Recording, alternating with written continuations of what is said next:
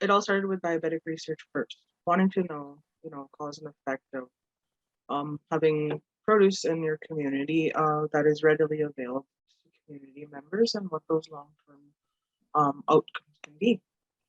Um, Among that, there are many other factors that come into play as well, as we've seen over the past few weeks and months, from global climate to forest fires happening in the south of us. We were cut off from um, our major trucking route was cut off. Trucks had to go around to get produce to us.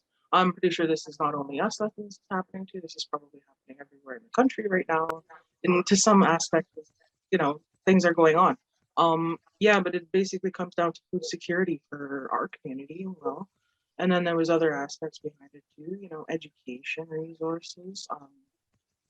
We've used Smart Farm for many different aspects within our community, from the health center to education, and then also restorative justice. So again, looking at many different avenues of um, how to use the vertical smart farm, I guess, year round, because we can operate 365 days a year.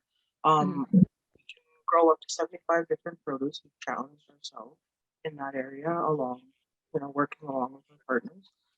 And pretty much just basically had to learn ourselves, like what is agriculture, because um, OCN does have parcels of land which are deemed agricultural lands, but they're not being utilized at the moment because currently people don't understand. But again, like, our community has taken that initiative. We started getting into vertical farming again. We have there's many, like I said, many pluses to it, and then also the energy consumption, being able to make nutrient dense vegetables that are, say, tailored to be fed to people who suffer from type 1, type 2 diabetes, or you